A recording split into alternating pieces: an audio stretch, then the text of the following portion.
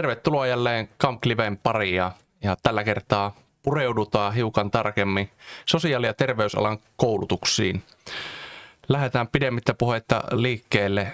Meillä on tänään useampikin vieras täällä ja aloitetaan Tainan ja Tiinan kanssa. Ja niin kuin aina ennenkin, niin pääsette muutaman sanan kertomaan itsestänne ja miten te olette Camkiin päätynyt. Lähdetään vaikka opettajapuolelta liikkeelle. No niin, tervehdys vaan. Olen Porasen Tiina ja sote-alan lehtorina ja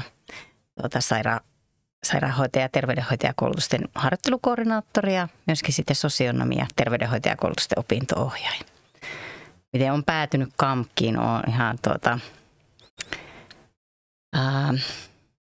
mitenhän mä nyt tämän muotoilisin, mutta siis olen itse kouluni käynyt täällä silloin aikoinaan ja käynyt sitten asumassa tuolla Oulussa kymmenkunta vuotta ja sitten paluumuuttanut tänne Kajaaniin ja sitten sopiva paikka aukesi ja nyt on 16 vuotta sitten tehnyt näitä opettajahommia täällä. No niin, mukavan kuulunen tarina. Täältä on lähdetty ja tänne palattu. Kyllä, en ole kauas kotoa päässyt. Kyllä.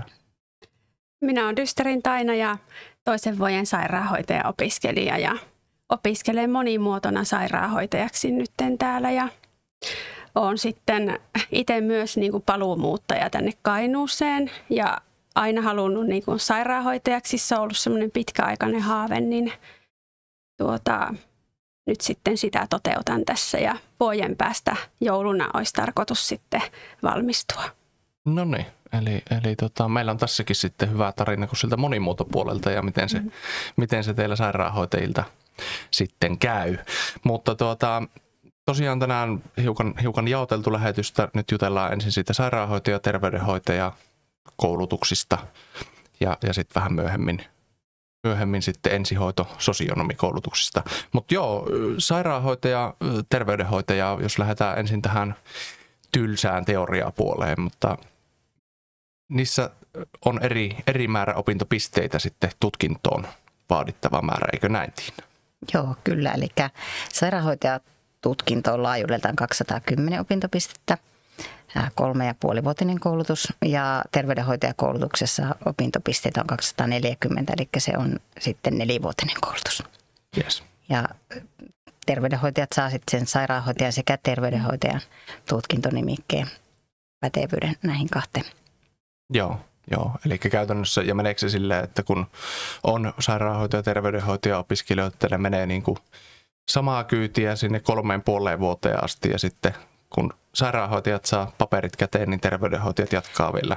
No se käytännössä on semmoinen 3 vuotta mennään niin kuin yhtä soittoa melkein, niin kuin sä sanoit, että samat opinnot ja sitten se viimeinen 1,5 vuotta, niin siinä alkaa sitten terveydenhoitajat vähän eriintyä. Ja lähinnä ne harjoittelut ja sitten ne syventävät opinnot, niin ne alkaa siinä 3 vuoden niin kuin, vai 2,5 Kyllä. jälkeen. Ja ne on aina niitä, eikö näin niin kuin viitteellisiä aikoja totta kai? Joo, opiskelijoilla on hyvin erilaisia opintopolkuja ja voi valmistua vähän nopeammalla tahdilla tai sitten vähän hitaampaa. No niin, mä kuuntelin aina, kerroit, että toisen vuoden opiskelija oot ja vuoden päästä on tarkoitus valmistua, niin mulla matikkapää sanoo, että se olisi 2,5 vuotta. Joo, semmoinen 3 vuotta. Yhteensä? Joo, okay. Että vähän niin kuin nopeutetussa tahissa on tarkoitus valmistua. No niin, se on oikein hyvä, pääsee sitten sinne työelämään niin, kiinni kyllä. mahdollisimman pian. Joo. No mitenkä meistä moni ja varmaan katsojatkin tietää, mutta harjoittelut tuli jo tässä esiin. Siellä varmaan se etenkin tämmöisessä käytännönläheisessä sairaanhoitaja- ja terveydenhoitajatyössä ne on tärkeimpiä varmaan opintojen tai yksi tärkeimmistä osista. Mutta onko niissä jotain erityispiirteitä esimerkiksi verrattuna sitten muihin, vaikka nyt tradenomi tai johonkin muuhun ihan puhtaaseen teoriapuolen opintoihin?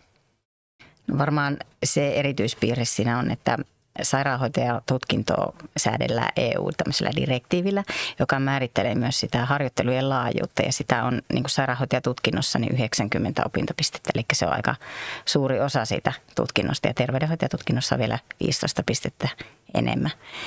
siihen toki kuuluu siihen 90 sitten opinnäytetyö, että se jotenkin kummallisesti lasketaan harjoitteluksi, mutta näin se vaan on.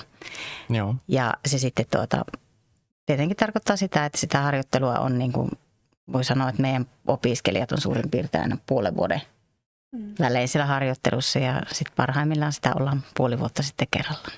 Välillä vähän lyhyempiä jaksoja, välillä sitten vähän pitempiä. Oletko sä päässyt jo harjoitteluun? Varmaan oot, kun tästä laskee taas. Joo, minulla on nyt niin kuin 3 harjoittelua takana, että sisätautihoitotyöharjoittelu ja kirurgisen hoitotyöharjoittelu ja sitten nyt opinnollistan työn ohessa geriatrian harjoittelua. Mm-hmm. Eli saan palkkaa, mutta opiskelen tavallaan samalla. Kyllä. No niin, eli sekin puoli sitten muokattavissa siinä silleen, että oot löytänyt hyviä ratkaisuja sit siihen muuhunkin kuin opiskeluun, että pystyy tekemään töitä. Joo, meidän koulutuksessa voidaan niin kuin opinnollistaa osa harjoittelusta. Kyllä. Miten sä oot kokenut ne harjoittelut? Onko ne ollut hyviä ja onko jännittänyt mennä ekaa harjoittelun aikana? Kyllä jännitti mennä, mutta kaikki on antanut tosi paljon. Siellä oppii eniten. Koulussa opiskellaan se teoria, mutta sitä käytännössä vasta sen oppii niin kuin sitten sen, miten ne asiat siellä tehdään. Ja se on minusta paras tapa oppia. Käytännön työ. Joo, ja sitten niin kuin itselläkin, niin harjoittelujen kautta sitten pääsin töihin. Työskentelen tällä hetkellä tuolla sisätautiosastolla Kainuun keskussairaalassa. No niin. Hieno juttu, että sieltä on sitten auennut urapolkuakin. No me varmaan just näin tiedetään näitä niin kuin, paikkoja, mihin sairaanhoitajat, terveydenhoitajat valmistuttuaan työllistyy. Mutta kerrataan vielä. Tietysti meillä nyt Kainuussa esimerkiksi on toi 2 tuossa ja siellä sairaanhoitajia tarvitaan. Mihin muualle sairaanhoitajia ja terveydenhoitajia tarvitaan? Mihin tarvitaan? Terveydenhoitaja ainakin, eikö se ole neuvolassa terveydenhoitajia? Niin, kyllä. Töissä ja terveydenhoitajat tekee semmoista, niin kuin, jos niin kuin ajattelet, mikä ero niillä on, niin ehkä semmoinen niin kuin ennaltaehkäisevä näkökulma siinä niin kuin korostuu. Just niin kuin neuvolat, kouluterveydenhuolto, työterveyshuolto. Sitten on paljon tuolla niin kuin kansanterveyshoitajina, terveydenhoitajia. Toki voi olla vaikka jossain järjestötyössä tai hanketyössä, että aika niin kuin monenlaisissa tehtävissä. Joo. Sairaanhoitajat tietenkin sillä 2. Joo, terveyskeskukset, sitten yksityiset lääkäriasemat. Kyllä. Itsekin on töissä myös niin kuin yksityisellä lääkäriasemalla, teen keikkaa ja mahdollisuuksia on niin kuin monia. Kyllä, että se antaa että pitää löytää vaan se oma juttu sitten. Niin, että mikä se on se suuntautuminen. Onko siinä opintojen aikana sitten oikeastaan Tiinalta ehkä enemmän tämä kysymys, niin kuin monessa muussa koulutuksessa taas on eri suuntautumisvaihtoehtoja siinä kuitenkin. Esimerkiksi vaikka taas sen tradenomialla voi olla markkinointia ja taloushallintoa ja mihin lähtee suuntautumaan, niin miten tässä sote-puolen koulutuksissa, tuleeko ne kaikki niin kuin samaa putkea vai voiko sillä syventyä johonkin tiettyihin asioihin sitten vai määrittääkö ne harjoittelut vai miten se menee? Eli siellä opintojen loppuvaiheessa on tämmöisiä syventäviä tai suuntaavia, vähän riippuu siitä opetussuunnitelmasta, milloin ollaan aloitettu, niin mitä nimiä siellä käytetään, mutta niissä, mä puhun nyt syventävistä, se on nyt seuraavassa OPSissa taas se meidän termi, niin siellä valitaan tavallaan se, mihin haluaa syventää sitä omaa näkökulmaansa. Ja meillä on niin kuin suosituimpia on akuuttihoitotyö ja mielenterveyspäihdehoitotyö, mutta myös etävastaanottoa, palliatiivista hoitotyötä siellä tarjotaan. Ne vähän vaihtelee aina sitten niin kuin vuosittain, että mihin on niin kuin opiskelijoilla sitä kiinnostusta ja sitten tietenkin alueen tarpeistakin, että mitä täällä on niin kuin toiveita paikkakunnalla, niin sitten sen mukaisesti. Joo. Sitten niin kuin terveydenhoitajat ehkä sitten suuntaa tai syventää niiden harjoittelujen kautta, että mihin hän haluaa sitten ehkä työllistyä. Että siinä ei, niin kuin, he saa semmoisen yleisen niin kuin näkökulman kaikista niin kuin elämänkaaren alueesta oikeastaan siinä koulutuksessa. Kyllä, kyllä. Joo, ja sitä kautta sitten vähän valikoi, että mikä se olisi oma juttu. Kyllä. No niin. Nämä on mielenkiintoisia ja sitten taas niin kuin miettii, että aika montaa meistä nämä tutkinnot tuolla arkielämässäkin koskettaa, että jossain kohti joutuu aina törmäämään sairaanhoitajan tai terveydenhoitajan kanssa. Tai saa törmätä, miten se nyt haluaa sanoa, mutta tärkeitä asioita. Itse vielä näistä koulutuksista, onko jotakin niin kuin vielä muutakin erityispiirteitä kuin se harjoittelun laajuus ja ne opintopisteet? Mä oon kuullut joskus tuttuja tietysti opiskellut myöskin itsellä täällä, mutta esimerkiksi vaikka niin kuin jotkut lääkelaskut, mitä ne on?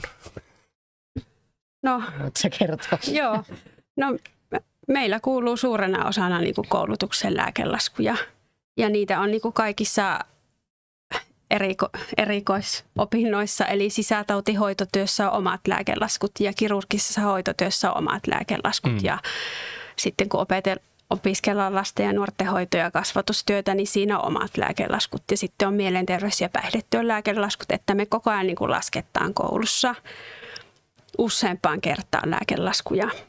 Ja ne on harjoittelun lähtemisen edeltävyysehto, eli sinne harjoitteluun ei sitten pääse, jos ei sitä kyseiseen harjoitteluun liittyviä laskuja ole laskettu. Eli voi olla vähän stressaavaakin joskus opiskelijalla, vai onko? On se sillä tavalla, että semmoinen, että kun koko ajan laskee niitä, niin kun pitää sitä laskutaittoa yllä, niin sitten se ei sillä tavalla tule yhtäkkiä eteen, että semmoisen neuvo ehkä antaisi, että laskee koko ajan, ei unoha sitä niin.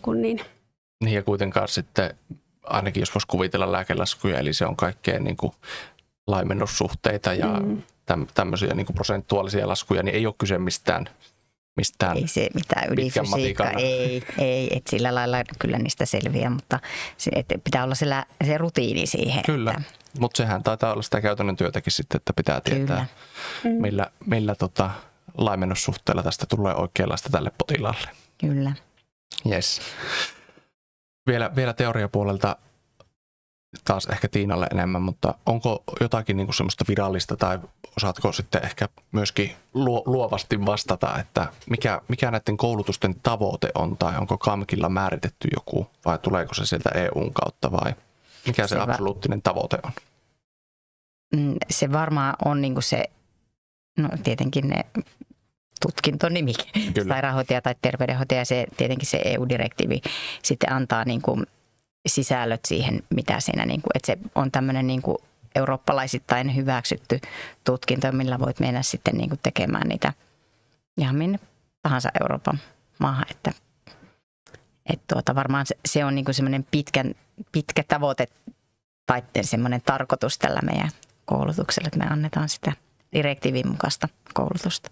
Joo, eli tuo oli ihan uusi asia, eli se on sitten niin kuin samaa valuuttaa myöskin EU:ssa se tutkinto, että se ei ole pelkästään, näissähän on aina vähän alaeroja, että mitä arvostetaan missäkin maassa, mutta tämä on niin kuin direktiivin mukainen ja se on täsmälleen sama oli sitten Espanjassa tai Suomessa. Ja sen takia just niissä, esimerkiksi se harjoittelun määrä on semmoinen, mikä siellä on niin kuin sanottu ja ne sisällöt, mihin sitä harjoittelua täytyy, niin kuin, missä kaikilla erikoisaloilla sitä on täytynyt tehdä. Joo.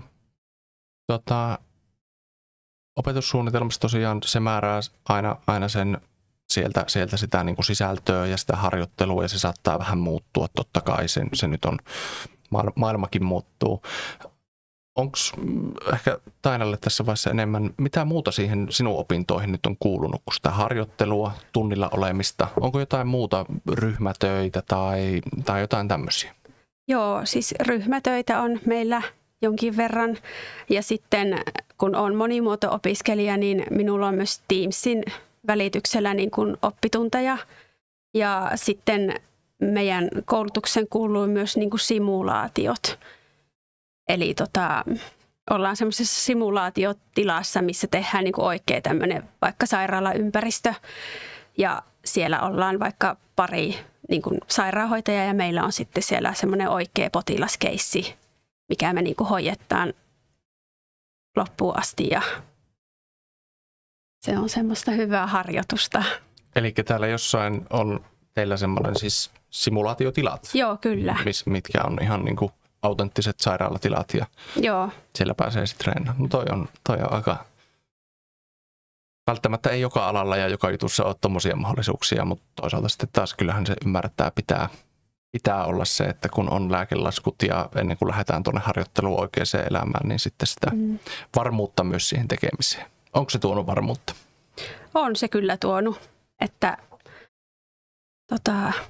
siellä on niinku sitten, että voidaan niinku oikeasti soitetaan lääkärille ja konsultoidaan sitä ja näin, että soitetaan omaisille ja tehdään mittauksia tarvittavia ja Joo. laitetaan happea vaikka potilaalle sitten, jos happisaturaatio on vaikka liian vähän, niin Kyllä.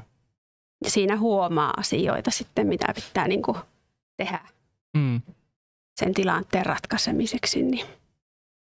Joo, eli luodaan niitä tilanteita, sitähän se simulaatio tarkoittaakin, että tehdään näin. Tuosta oikeastaan vielä niin kuin aasinsiltana, mitä Tiina sanoi äsken, siellä on niitä suuntautumisvaihtoehtoja. Mulla pomppasi sieltä se etähoitajan. Onko tämä yleistynyt niin kuin viime vuonna tämmöinen varmaan on? Joo, varmaan jos on sullakin omia kokemuksia, niin tänä päivänä niin se voi olla se lääkäri tai se hoitaja, joka sitten ainakin omakohtaisesti ajattelee, että vaikka työterveyteen kun on yhteyksissä, niin siellä voi olla ensin joku chatbotti, jonka kanssa keskustellaan. Kyllä. Ja sitten se ohjaa jollekin semmoiselle etähoitajalle, joka tekee sitä hoidon tarpearviota, että tullaanko sinne vastaanotolle vai miten siinä menetellään. Tai lääkärin vastaanottokin voi tapahtua tällä tavalla etäyhteyksien kautta, että kyllä se tätä päivää niin kuin hyvin pitkälle on. Niin ja taitaa olla nykyään on kehitetty myös ihan näitä käytännössä laitteistoja, mitä pystyy käyttämään sitten lääkärihoitaja etänä. Ja voidaan vaikka keuhkoja kuunnella etänä ja siis semmoisia, että se lääkäri jossain muualla paikkakunnalla. Ja sitten nämä hoitajat erikoistuu siihen työhön tai syventää opintojaan. Kyllä, joo. Että siinäkin sitten omat erityispiirteet.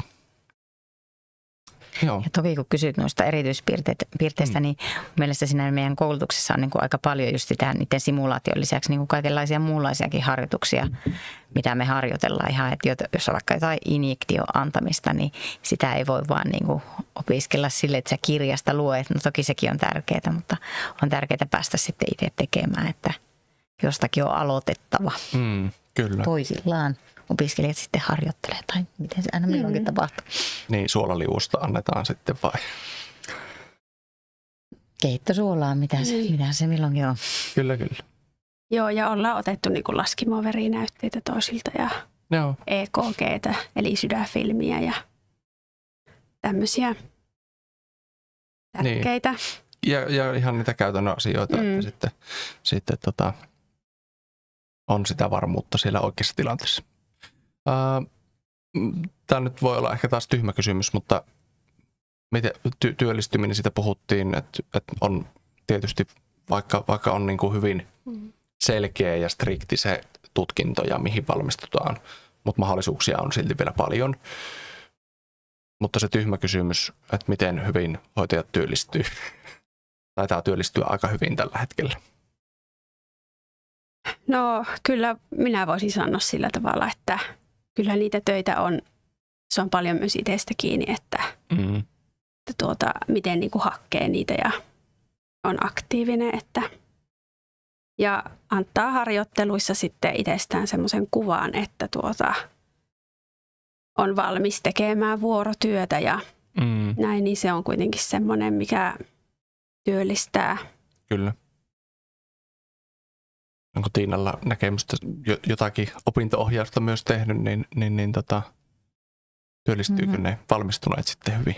Ainakin tähän mennessä on työllistynyt aika mukavasti. Toki aina ne tilanteet vaihtelee ja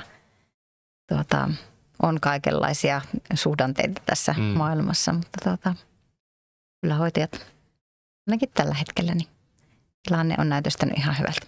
Joo. No näin mä ymmärsin. Mä muistan yhden esimerkin.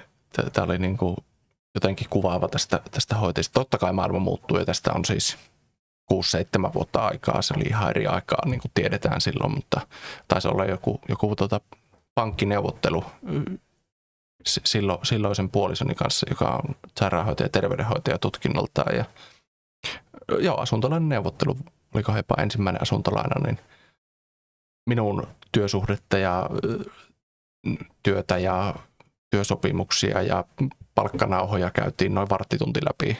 Sitten siirryttiin puolisoon ja kysyttiin, että mikä sun koulutus on, sairaanhoitaja ja terveydenhoitaja. Okei, mennään eteenpäin. Se kertoo jotenkin hyvin siitä, että se on aika arvostettu koulutus.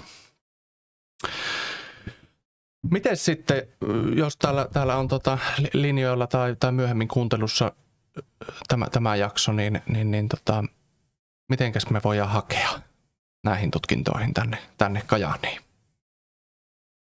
Opintopolun kautta. Opintopolun kautta. Tämä on hyvä, kun keskustellaan lääkelaskuista, niin vastauksetkin tulee sitten opettajalta aika jämäkästi ohjeistuksen mukaan, mutta tosiaan yhteishaussa opintopolun kautta. Lisäksihän sairaanhoitaja ja terveydenhoitaja löytyy, tai onko nimenomaan sairaanhoitaja löytyy englanninkielisenä koulutuksena? Joo, meillä nyt alkaa syksyllä uutena nursing-koulutus. Yes. Ja se on nyt siinä ensimmäisessä yhteishaussa ja sitten nämä suomenkieliset on siinä toisessa yhteishaussa keväällä. Yes. Haus. Joo, eli hakemaan vaan. Miten oikeastaan vielä palataan Tainan kanssa siihen opiskeluun? Miten sä oot kokenut sitten tämmöisen niin kuin ohjauksen tässä sun opintojen aikana? Ja sullakin on tietysti nopeutettu aikataulu, niin miten sä oot kokenut koulun ja opettajien puolesta sen, että miten sitä sun opintopolkua on ajateltu? No on niin kuin saanut hyvää ohjausta ja niin kuin alussa jo niin kuin oman ryhmäohjaajan. Meillä on tutor-opettaja, niin hänen kanssaan sitten keskustelin siitä, että on tarkoitus niin kuin käydä silleen nopeampaa tahtia näitä omia opintoja. Niin sitten ollaan aina yhdessä katsottu, että miten minä voisin jouduttaa niitä, että mille kurssille minun kannattaisi hypätä. Että minä olen sitten niin kuin, eri luokkien kanssa käynyt sitten joitakin kursseja ja sitten kesällä myös suorittanut joitakin kursseja sitten niin kuin pois alta.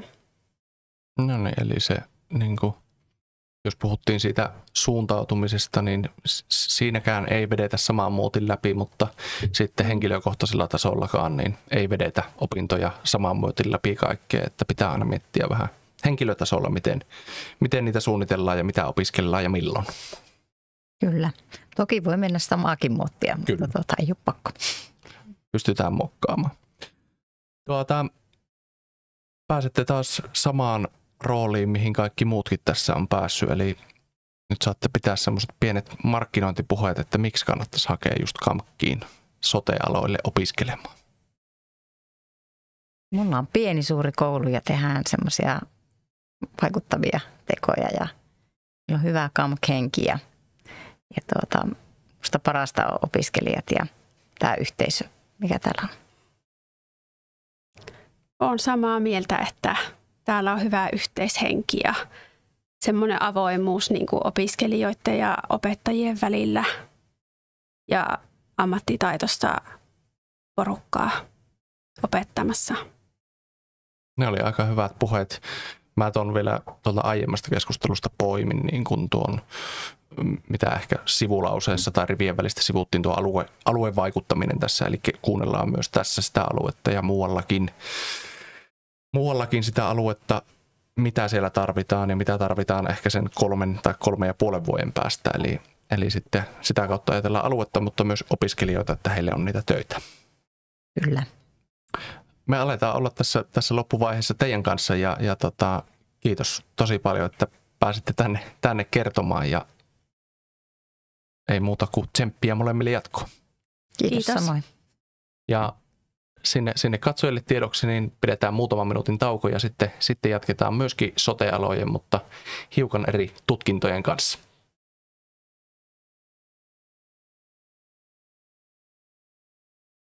Tervetuloa takaisin lähetykseen. Jatketaan täältä seuraavien sote-koulutusten kanssa. Meillä on ainakin tai ei ainakin, vaan taitaa olla ihan pari jäljellä ja jutellaan hiukan ensihoidosta ja sosionomikoulutuksesta. Mulla on täällä Heikki ja Matti ja pääsette tekin kertoa tosiaan ihan niin kuin jokainen edeltäjänne niissä penkkeissä, niin vähän itsestänne ja miten olette KAMKkiin päätynyt. Järjestys on vapaa. No minä voin vaikka aloittaa. Eli Heikki Kattainen ensihoidon lehtorina ja pitkä ura ensihoidossa taustalla ja pikkuhiljaa ne tehtävät ohjasi sitä kohti, että ehkä se kouluttamispuoli voisi olla oma. Ja sopivasti tältä aukesi paikka sitten, eli alkoi uutena ensihoidon koulutusohjelma. Hakumenettelyn kautta, sanotaanko näin. Yes. Ja nyt sitten, miten pitkään olet ollut? Jouluna 1,5 vuotta. Yes. Joo, minä olen Matti Heikkinen ja mä oon tullut KAMKin palvelukseen muistaakseni 3 vuotta sitten. Työskentelen yliopettajana meidän sosionomikoulutuksessa ja tämähän mä sanoisin, työura työnsi minut ja toisaalta KAMK veti minua tänne. Että no semmoinen opettajan koulutus mulla on ollut 10 vuotta, mutta tämä on oikeastaan ensimmäinen työpaikka, missä on päässyt sitten ihan opettajan tehtäviin. Ja aikaisemmin olen tehnyt monenlaista sosiaalialan liittyvää tutkimus-, kehittämis- ja johtamistehtäviä ja jotenkin tuntuu, että tässä elämänvaiheessa on sitten kenties jotakin annettavaa myös alan kehittämiseen ja opettamiseen liittyen. Ja niille tuleville ammattilaisille. Joo, kyllä. Tulevaisuuspeliähän tässä pelataan, että ne ratkaisut, mitä me tehdään koulussa, niin näkyy sitten pienellä viipeellä aina tuolla työmarkkinoilla ja ihmisten arjessa. Kyllä. Ensihoitajakoulutus starttasi täällä. Milloin se starttasi tarkalleen ottaen? Tarkalleen ottaen nyt elokuussa. No niin, eli ensimmäiset opiskelijat on sitten Kyllä. Oman taipaleensa aloittaneet ja mennään teidänkin kanssa niihin teoria-asioihin ensin. Eli opintopistemäärät, sosionomi, ensihoitaja, paljonko se vaatii tutkintoa? 240 ensihoitajilla. Yes. Onko se niin kuin 4 vuotta? Kyllä. Joo. Sosionomitutkinto on 3,5 vuotta keskimäärin ja 210 opintopistettä. No niin, eli vähän sama dynamiikka kuin äsken sairaanhoitaja ja terveydenhoitaja. Ensihoitajakoulutus sen verran uudempi. Mitä se pitää sisällään? Eli nyt kun puhutaan kuitenkin, että sairaanhoitaja varmaan on onko se siinäkin se johtava koulutus ja sitten erikoistutaan näihin ensihoidon juttuihin? Tässä olisi tärkeää niin kuin kannatella sitä ajatusta, että ensihoitaja on oma professionsa. Eli se toki on kaksoistutkinto, että siitä saa sairaanhoitajan pätevyyden ja sitten ensihoitaja AMK-pätevyyden myöskin. Mutta lähtökohta on, että se tuottaa siihen ensihoitajan ammattiin sen oman ammattitaidon. Eli kaksoistutkinto asettaa niitä reunaehtoja siihen. Siinä täytyy tulla tietty määrä niitä sairaanhoidon sisältöjä, että täyttyy se yleissairaanhoitajan 180 opintopistettä, mutta se ei suoraan tarkoita sitä, että se jäävä 60 opintopistettä 180-240 ajattelulla olisi sitten niin kuin puhtaasti ensihoitoa, että se olisi vain se 60, vaan se, että ne samat kompetenssit voi hakea niin ensihoidon opintojen sisällä, kun toisaalta taas ensihoitoa tukevia opintoja on myös sairaanhoitajapuolella, esimerkiksi akuuttihoito. Eli käytännössä se rakentuu niiden pohjalta. Ensimmäinen vuosi on aika pitkälti samanlainen, mutta toisena vuonna lähdetään sitten selkeästi eroamaan sitä sairaanhoitajalinjasta ja mennään enemmän sen ensihoidon sisältöihin. Eli perusasiat kuntoon ja sitten Kyllä, että ei voi ajatella niitä ensin sairaanhoitajaksi, sitten erikoistutaan siihen, vaan se on niin kuin oma ammattiinsa ja se koko koulutus tähtää siihen kokonaisuudessaan. Eli jatkuvaa vivahe-eroa siihen sairaanhoitajaan. Että Kyllä. Ja näin se pitää ollakin, että jos miettii, että ensihoidon henkilökunta on sillä ekana paikalla ja sairaanhoitajat ottaa aina kopi heiltä sitten. Kyllä, että se fokus on kuitenkin siinä lakisääteisessä tehtävässä, mikä on tavallaan se äkillisesti sairastuneen tai loukkaantuneen hoito ja hoitoon kuljetus. Toki hoidon tarpeen arviota siinä lisääntyy ja entistä enemmän ehkä semmoinen sote-integraatio nousee ainakin erilaisten lakien ja asetusten säätäjien huulille siinä, mutta se ei sitä perustehtävää muuta, mikä säätelee paljon sitä koulutuksen sisältöä. Joo. Sosionomit saa sitten sosionomin paperit. Joo. Ei sairaanhoitajan paperit. No just näin. Sosionomihan on tämmöinen laillistettu sosiaalihuollon ammattihenkilö. Eli kaikki, ketkä meiltä valmistuu, saa tämän sosionomin AMK-tutkinnon myötä Valviran myöntämän laillistuksen.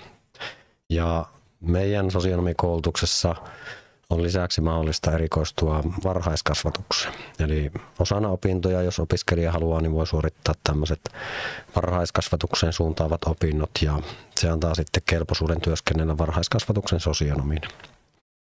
Yes. Tässä on samalla tavalla kuin Heikki puhuu tuosta ensihoidosta, niin monenlaista sääntelyä, mutta alan opiskelijoille, alan työntekijöille se on tavallaan selkeää, että mitä saa tehdä ja minkälaisia kelpoisuuksia saa osana koulutusta. Ja sosiaalialalla siellä sotkee vähän samalla tapaa sitten sosiaalityöntekijän kelpoisuus, joka taas edellyttää niin kuin yliopisto-opintoja. Sitä meiltä ei saa, mutta sosionomi AMK on oma tutkintonsa ja laillistettuja ammattihenkilöitä on sitten valmistumisen jälkeen. Kyllä. Joo, ja tuossa teidän ja myöskin Tiina ja Tainan kanssa juteltiin ennen lähetystä siitä, niin kuin, että aina puhutaan, että nämä sote-alan tutkinnot on hyvin semmoisia selkeitä. Vaikkakin, niin kuin tuli jo äsken Tiina ja Tainan kanssa puheeksi, että sielläkin on sitä mahdollisuutta muovata se opiskelijan mukaan, mutta toisaalta sitten taas se on pakko olla, kun on laissa määriteltyä asiaa ja sitten taas EU-direktiiviä jopa, minkä mukaan pitää toimia. Joo, nämä on aina oppii uutta itsekin. Mennään oikeastaan suoraan, kun päästiin hyvin tuohon sosionomiin. Mitkä on semmoisia tyypillisiä, tai onko semmoisia tyypillisiä, mutta tämmöisiä esimerkkejä, että mihin sosionomit sitten työllistyy, missä heitä voi tavata tuolla arkielämässä? No se varhaiskasvatuksessa, eli päiväkodissa käytännössä. Jos mä lähden ehkä siitä näkökulmasta, että milloin sosiaalihuoltoa tarvitaan. Meillä on niin kuin hyvä huomata, että tämä sosiaaliala koskettaa kaikkia ihmisiä, eli onpa kyse ikääntymisestä tai köyhyydestä tai työttömyydestä tai mistä tahansa asiasta, että elämä menee jotenkin solmuun. Silloin tyypillisesti ollaan sosiaalialan ammattilaisten kanssa tekemisissä. Ja vaikka ei olisi elämä solmussa, niin sosionomia työskentelee monenlaisissa työtehtävissä. Ne tyypillisimmät työtehtävät meillä, niin mä ajattelen, että varhaiskasvatuksen sosionomi on sellainen, mihin moni työllistyy. Sitten oikeastaan kaiken ikäisten ihmisten sosiaalipalvelut, koulukuraattorin työ, etsivä nuorisotyö tai nuorisopalvelut, lastensuojelu, perhetyö, vammaisten henkilöiden kanssa työskentely. Et siinä mielessä musta on aina mukava kuulla nyt opiskelijoiden haaveita, että niillä saattaa olla selkeät odotukset, että haluaa työskennellä perheiden kanssa tai haluaa työskennellä lasten ja nuorten kanssa ja niin edelleen. Mutta ei ole yhtä semmoista, niin kuin, jos vertaan sairaanhoitajan tai ensihoitajan, niin se tutkintonimike kertoo jo aika, tai sitä syntyy helposti mielikuva, että mitä työtä tehdään. Sosiaalialalla sosionomi ei ole musta niin selkeä, että missä ammatissa sitä käytetään, mutta työpaikkoja on tosi paljon ja nämä on ehkä ne yleisimmät, mitä tulee itsellä mieleen. Joo. Ensihoidon puolella sitten tosiaan, niin no mulla on tämmöinen hyvin suora näkemys, mutta sehän, ja saatan olla osittain oikeissakin, mutta ensihoitajat käy koulussa, valmistuu, saa tutkinnon ja ne on sitten ambulanssissa töissä. Onko se näin? Tähtäin on siihen hoitotason ensihoitoon, mikä tapahtuu ambulansseissa, mutta semmoisia yleisiä etenemis- tai työntekoväyliä on käytännössä akuuttihoidon eri lokerot, tehohoito, päivystys. Ehkä keskeisimpänä nämä nousee esille. Ja toisaalta se antaa sen sairaanhoitajan pätevyyden, eli se työtä voi toteuttaa valitsemallaan tavalla, jopa sitten yrittäjämallisesti, että se ei sitä pois sulje, mutta se koulutus tähtää antamaan ne valmiudet siihen akuuttihoitoon ja hoitotason ensihoitoon ambulansseissa. Eli nimenomaan siihen hoidon alkupäähän joka tapauksessa keskittyy kaikki ne opinnot, että oli se sitten akuuttipäivystystä tai sitten ihan siellä ambulanssissa työskentelyä. Kyllä, tavallaan ehkä Fokus on tietyllä lailla siinä sairaalan ulkopuolisessa toiminnassa, mutta läpi sen akuuttihoitoketjun, eli sitten kun tullaan sairaalaan, niin myös päivystykseen, tehohoitoon. Eli erikoissairaanhoitoonhan siinä hyvin pitkälti sisältö liittyy. Kyllä. Puhuttiin äsken tuossa tosiaan Tiina ja Tainan kanssa näistä erityispiirteistä ja siellä tietysti sairaanhoitajat ja terveydenhoitajat, heillä on simulaatiotilat täällä. Käyttekö te niissä, onko teillä omia, ajatteko te lanssilla simulaatiota vai mitä siihen kuuluu? No ensihoidon koulutukseenhan oleellisena kuuluu ne kädentaidot. Eli se teoriapohja täytyy olla hyvin vahva siellä, mutta se, että miten se viedään siihen kontekstiin, siihen ensihoitoon, niin se vaatii sitä ahkeraa käytännön harjoittelua. Ja totta kai simulaatiotiloja hyödynnetään jossain määrin, mutta sitten täytyy huomioida, että ensihoidon konteksti on hyvin laaja. Eli ulkotilat, erilaiset koulun tilat, erilaiset niin kuin ympäristöt, missä toimitaan, niin simulaatiota toteutetaan pitkin kampusaluetta. Ja oleellisenahan ensihoitajakoulutuksen kuuluu myös viranomaisyhteistyö. Eli viranomaisyhteistyötä harjoitellaan sitten jo koulun aikana. Yes, ja viranomaisyhteistyöllä nyt tarkoitetaan muiden viranomaisten, pelastuslaitoksen ja poliisin kanssa toimimista. Kyllä, keskeisimpänä poliisi ja pelastus. Yes. Mielenkiintoista.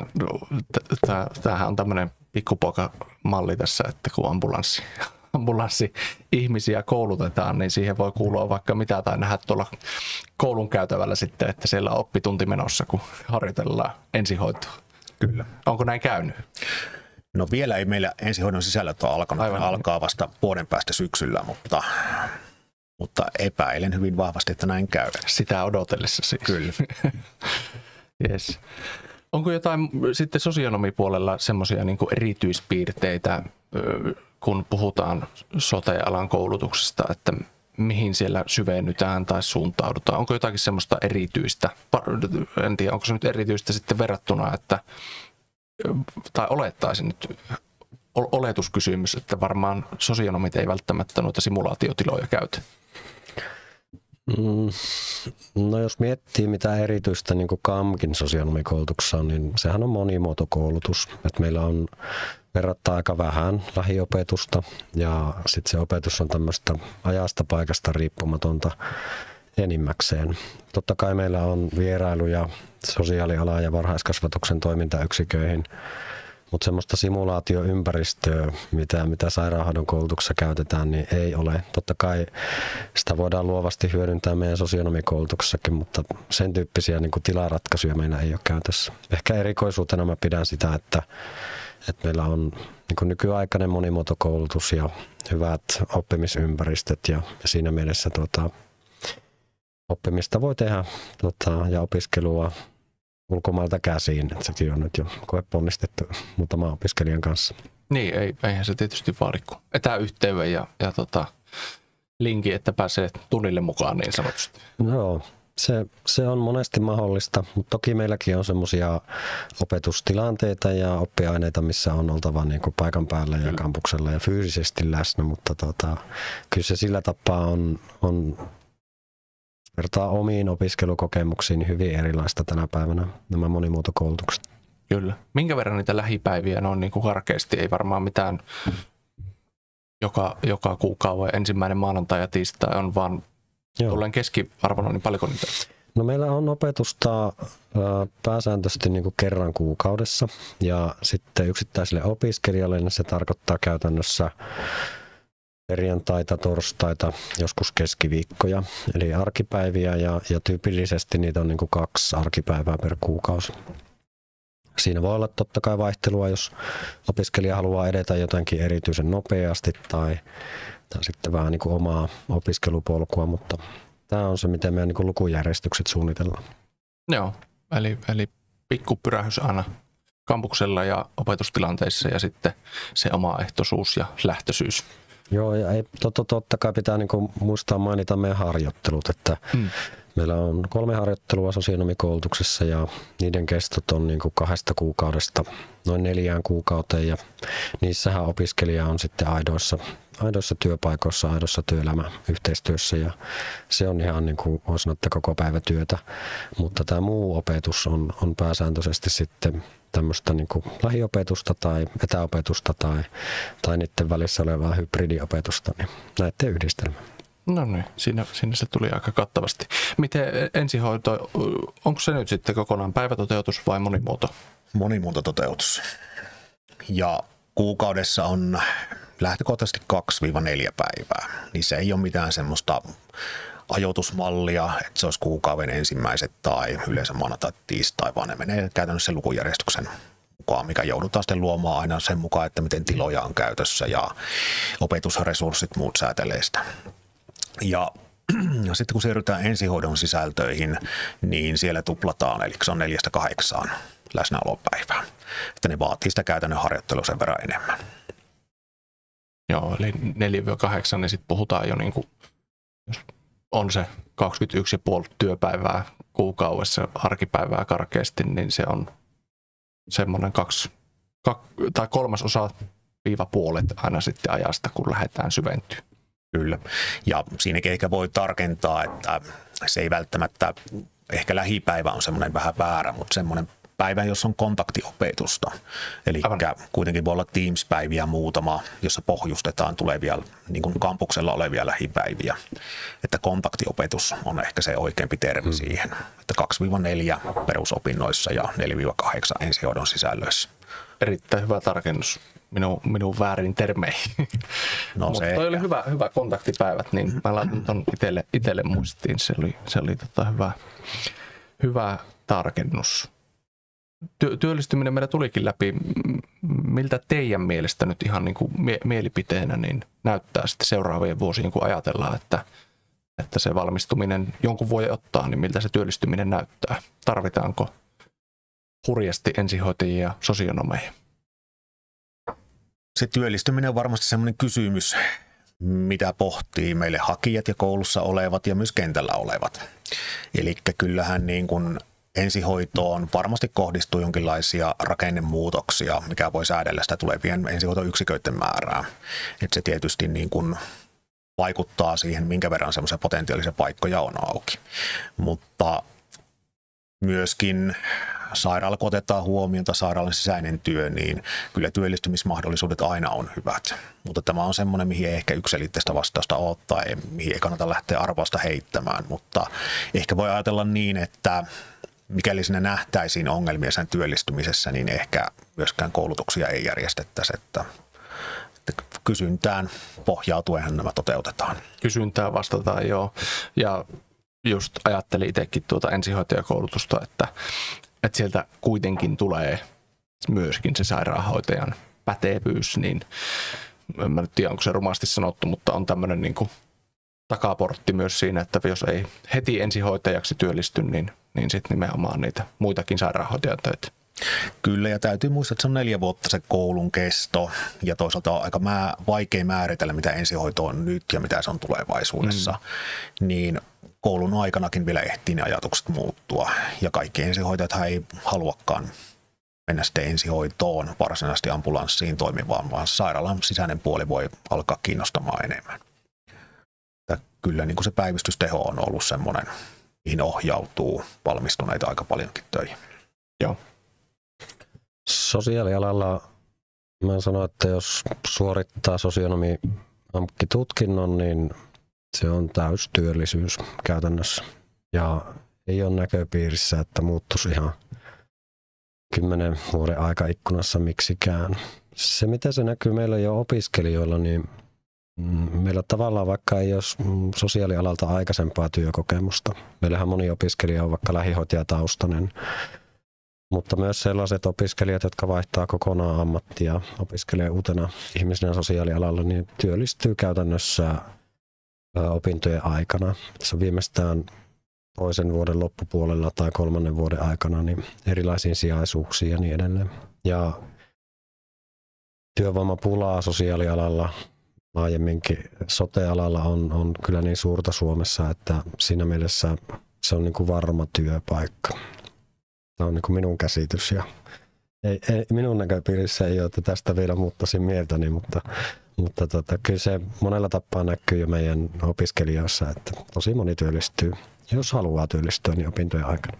Niin kyllä, ja joo. Ei tietenkään koskaan voi luvata mitään, mutta että niin kuin näkymä on erittäin hyvä siinä työllistymisen kannalta sitten. Kyllä. Varhaiskasvatus on sellainen, missä on työvoimapulaa. Sosiaaliala on sellainen, missä on työvoimapulaa. Ja kun nämä suuret ikäluokat siirtyy pois työmarkkinoilta, niin kyllä mä näen, että siinä on paljon työtehtäviä, paljon mahdollisuuksia.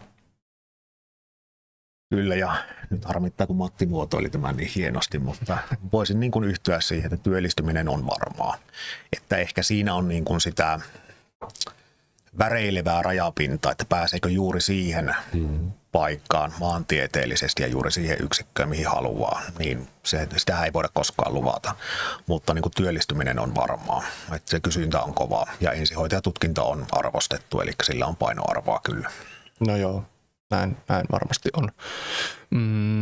Tuossa tuli jo äsken vähän niin kuin käytiinkin sitä sosionomipuolen harjoittelua. Eli voi olla harjoittelua päiväkodissa tai sitten siellä nuorisotyössä tai mielenterveyspäihdepuolella. Ensihoitajat harjoittelee myös paljon käytännön harjoitteluita ja ne on osa niitä opintoja. Ollaanko siellä sitten taas ihan ambulanssissa harjoittelussa tai päivystyksessä teholla vai onko sekin niin kuin vapaa-valinta sitten opiskelijan puolesta? Sehän lähtee oikeastaan rakentumaan siitä, että tavallaan ensimmäisenä vuosina se pohja luodaan, että sun täytyy tietää se kenttä, missä sinä toimit, ne yhteistyökumppanit. Eli siinä käydään tutustumassa aloittain harjoittelun muodossa näihin perusterveydenhuollon aloihin. Eli tavallaan mitä suuntautumisia on, eli siellä on lapset, nuoret, mielenterveyspäihde, sitten on sisätauti, kirurginen harjoittelu, sitten on vielä gerontologian, eli vanhushoitotyöhön suuntaava harjoittelu, eli ymmärretään se konteksti, missä toimitaan. Sen jälkeen tulee perustason ensihoito, mihin kuuluu perustason harjoittelu ambulanssissa, jonka jälkeen käydään sitten tehopäivystys, anestesiapuolen harjoitteluita siinä, ja sen jälkeen mennään siihen hoitotason harjoitteluun. Ja sitten lopussa on tämä viranomaisyhteistyön suuronnettomuusharjoittelua myös. Eli siinä on käytännössä se asteittain lähtee kertaantumaan ja fokusoitumaan sitten loppua kohti siihen itse asiaan. Joo, monenlaista. Kyllä. Aletaan lähestyä loppua toi tietysti vielä niin kuin kaikkien koulutusten kanssa. Mitenkä ensihoitajaksi ja sosionomiksi voi hakea? Onko näin, muistanko oikein, että kevään toisessa yhteishaussa molemmat koulutukset haussa? Joo, siis kevään toisessa yhteishaussa ja sitten on syytä mainita tietysti avoimen väylän opinnot. Jos tänään kiinnostuit, niin avoimen opintojaksot on auki. Sinne pääsee opiskelijaksi vaikka tämän päivän nimissä. Ja totta kai meillä on toisen asteen opiskelijoille tämmöisiä KAMK-start-väyliä. Et sillä tapaa ei kannata lannistua, vaikka ei pääsisi yhteishaussa opiskelijaksi. Ja syksyisin on vielä polkuopiskelijahaku, että kyllä tänne niin kuin KAMK-opiskelijaksi on monia eri väyliä. Ja se, mikä kellekin sopii parhaiten elämäntilanteeseen, mutta se yleisohje on, että hae kevään toisessa haussa, niin se pitää paikkansa. Ja nettisivulta sitten lisää näistä startista ja muista. Ja siinä oli summattuna. Myöskin ensihoitopuolella. Kyllä, eli karjotin on katettu ihan samalla lailla. Eli Matin viisaisiin sanoihin tukeutukaa tässä. No niin, hyvä. Tekin pääsitte vielä, meillä on nämä vakiomuotoiset alussa esittely ja lopussa sitten pieni markkinointipuhe, että miksi hakee ensihoitajaksi ja miksi hakee sosionomiksi? No ensihoitaja koulutus itsessään, se on haastava, mutta se myös luo valmiuksia. Ja KAMKki, niin voisi sanoa, että täällä niin kuin, et huku massaan. Ei tarkoita, että olisi mitenkään harvalukuista, mutta se, että opiskelijat niin kuin saa sen yksilöllisen kokemuksen, se voidaan niin kuin turvata. Se on hyvin sanottu. Mitenkäs Matti? Mä ajattelen, että sosiaalialalle kannattaa hakeutua silloin, jos kiinnostaa työskentely ihmisten kanssa. Kasvatukseen liittyvät asiat, sosiaalitieteisiin liittyvät asiat, yhteiskunnalliset asiat. Jos semmoinen niin kuin pieni innostus, jos aiheeseen on, niin silloin kannattaa hakeutua sosionomiksi. Ja mehän tarjotaan KAMKkina nykyaikainen opetus, monimuotototeutus. Ja näiden harjoittelujen kautta pääsee kyllä kiinni siihen sosiaalialan arkeen, että sillä tapaa ei tarvitse olla aikaisempaa kokemusta. Suosittelen lämpimästi. Siinä oli hyvät napakat markkinointipuheet. Kiitoksia paljon, että pääsitte tänne kertoa teidän aloistanne ja ei muuta kuin oikein hyvää jatkoa, tsemppiä jatkoa. Kiitos samoin. Ja kiitoksia katsojille ja jatketaan taas ensi viikolla sitten seuraavien alojen kanssa.